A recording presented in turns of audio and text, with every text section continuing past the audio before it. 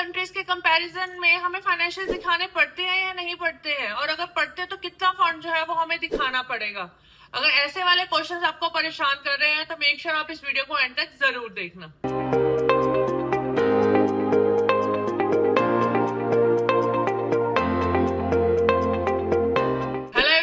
ज्योति गांधी। आज का ये स्पेशल वीडियो उन बच्चों के लिए है जो कनाडा स्टडी वीजा के लिए प्लान आउट कर रहे हैं और कंफ्यूज है कि कितना फाइनेंशियल जो है वो हमें दिखाना पड़ेगा, क्योंकि कहीं ना कहीं माइंड में ये चीज भी रहती है, भाई लास्ट ईयर तो मेरे फ्रेंड ने जो है वो वीजा फाइलिंग करी थी पर उसने तो कोई फंड नहीं दिखाए थे। एग्री, लास्ट ईयर तक बहुत सारी चीजें ऐसी थी जो नहीं हो रही थी, बट ईयर 2026 है तो बाकी के सालों से डिफरेंट है। कंट्रीज हमेशा जो है वो कहीं ना कहीं पर आगे स्ट्रिक्टनेस जरूर दिखा देती है। So this is the time कि अगर आप कनाडा स्टडी वीजा के लिए प्लान आउट कर रहे हो तो आपको बहुत सारी बातों का जो है वो ध्यान रख के चलने की जरूरत है, जिसमें से मेन पॉइंट है that is your financial. Agree, आपने 1 ईयर की फीस पे कर दी है, एग्री आपने 1 ईयर का लिविंग एक्सपेंस भी पे कर दिया है, बट उसके बाद भी आपको जो है वो अपना लिविंग एक्सपेंस दिखा के चलने की जरूरत है। बच्चों के माइंड में ये होता है भाई कनाडा इमिग्रेशन तो मांगती नहीं मांगती है, बट रिसेंट में जितने भी रिजेक्शंस आए हैं उसके अंदर कहीं ना कहीं पर उसका रीजन इमिग्रेशन ने फाइनेंशियल्स को लिखा है। फाइनेंशियल्स को लिखा है इसका मतलब ये है कि अब कनाडा इमिग्रेशन भी ये चाहती है कि भाई आप जितने टाइम ऑफ ड्यूरेशन के कोर्स के लिए आप कनाडा में आ रहे हो आप उतने टाइम का फीस और लिविंग एक्सपेंस जो है वो इमिग्रेशन को दिखा के चलो। सो दैट मीन्स अगर आप 1 साल के कोर्स के लिए जा रहे हो और 1 ईयर की फीस और लिविंग एक्सपेंस यहाँ से पे करके चलो, अगर आप 2 साल के लिए आ रहे हो तो आपको फर्दर ईयर का भी यानी नेक्स्ट ईयर का भी जो फंडिंग है वो साथ में दिखा के चलनी है,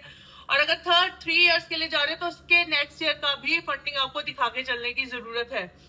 कनाडा इमिग्रेशन ने रिफ्यूजल के साथ एक डिसीजन नोट्स जो है, एक ऑफिसर नोट्स जो है वो देने स्टार्ट करे हैं। उन ऑफिसर नोट्स के अंदर उन्होंने फाइनेंशियल्स को बहुत ही अच्छे तरह से एक्सप्लेन किया होता है। रिसेंट में एक डिसीजन लेटर हमारे पास भी आया है जिसके अंदर वीजा ऑफिसर ने इस चीज को एग्री करा है कि बच्चे ने 1 ईयर का फीस 1 ईयर का लिविंग एक्सपेंस जो है वो पे करा है, उसके अलावा भी बच्चे ने 18 लाख का फंडिंग जो है वो दिखाया है, but still they are not satisfied कि भाई बच्चा जो है वो अपनी फर्दर स्टडी जो है वो कैसे कंप्लीट करेगा, क्योंकि बच्चे को बैचलर्स डिग्री के लिए 3 साल का फंडिंग यानी कि 1 साल का लिविंग एक्सपेंस और ट्यूशन फीस तो बच्चा भर के जा रहा है, उसके अलावा 2 साल का एक्स्ट्रा ट्यूशन फीस और लिविंग एक्सपेंस दिखाने के लिए वीजा ऑफिसर ने बोला है। बच्चों को ये होता है कि भाई इतना हमारे पेरेंट्स जो है वो कहाँ से मैनेज करेंगे। Although Canada immigration old funding की रिक्वायरमेंट नहीं करती है, but if you guys can manage those financial तो प्लीज आप उन फाइनेंशियल्स को जो है वो दिखा के चलो। अगर किसी रीजन की वजह से आप वो फंडिंग नहीं दिखा सकते हो तो एटलीस्ट आई रिक्वेस्ट कि आप 2nd ईयर का पूरा फंडिंग जो है वो कवर करके चलो। पूरा का पूरा फंडिंग कवर किस तरह से करना है, यानी कि आपको पूरा का पूरा ट्यूशन फीस और लिविंग एक्सपेंस दिखाना है ताकि आप वीजा ऑफिसर को ये बोल पाओ कि मैंने 1 साल की फीस जो है वो मेरे घर वालों ने भर दी है, मेरा जीएसी पे कर दिया है, 2nd ईयर के लिए उन्होंने मेरे लिए अमाउंट जो है वो अलग से रख दिया है। और स्पेशली वो बच्चे जो 3 ईयर के कोर्सेज के लिए यानी बैचलर्स डिग्री के लिए कनाडा को प्लान आउट कर रहे हैं, तो उनको ये वीजा ऑफिसर को आप ये बोल सकते हो कि भाई मेरे पेरेंट्स अच्छी अर्निंग करते हैं, उन्होंने 2 साल का फंड जो है वो मेरे लिए रख दिया है, जब मैं 3rd ईयर में जाऊंगा या मैं जाऊंगी तो एट दैट टाइम मेरे पेरेंट्स के पास जो है वो फंडिंग अवेलेबल होगी मेरी फीस और लिविंग एक्सपेंस पे करने के लिए। लास्ट ईयर में और लास्ट ईयर में बहुत सारी न्यूज़ ऐसे स्प्रेड हुई थी कि भाई कनाडा में काम नहीं है, जिसकी वजह से कनाडा इमिग्रेशन ने ये डिसीजन लिया है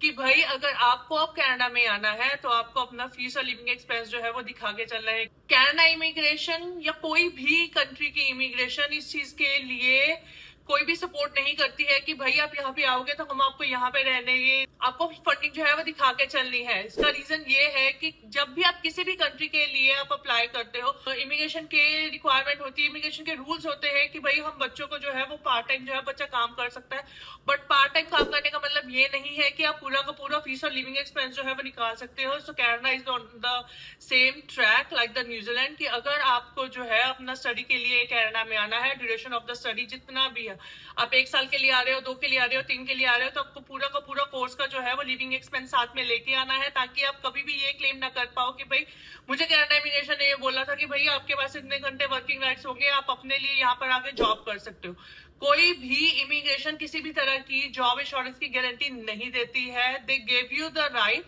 कि आप अपना साथ में जो अपने लिए एक्सपीरियंस है वो ले पाओ, पर वो ये चीज कभी भी नहीं बोलती है इमिग्रेशन आपको कि भाई आपकी स्टडी की फीस जो है वो आप पूरी की पूरी मुझे यहाँ से दिखा सकते हो। सो नाउ अगर आप भी कनाडा स्टडी वीजा के लिए प्लान आउट कर रहे हो, आपके ड्यूरेशन ऑफ द कोर्स जो भी है, मेक श्योर आप अपनी फीस और जीएसटी भर के चलो, और उसके अलावा जो आपका रेस्ट ऑफ द अमाउंट है, tuition fees and living expense का, वो दिखा के चलो। अगर आप पूरे कोर्स की फीस जो है वो नहीं दिखा सकते हो, स्पेशली बैचलर्स डिग्री वाले, आप पूरा कोर्स कवर नहीं कर सकते हो, तो प्लीज बेयर मिनिमम आप सेकंड ईयर का फंडिंग जो है वो दिखा के चलो। अगर फंडिंग को कैसे मैनेज करना है, कौन कौन से पॉइंटर्स हैं ऑडिशन में जो हमें फाइनेंशियल से रिलेटेड जो है वो मैनेज करने हैं, then you guys can call me directly. आप 1-on-1 मुझसे आके मिल भी सकते हो, और अगर आपकी कोई भी क्वेरी है, you can book your online slot, me और my team will help you get your Canada study visa in a one go. Thank you.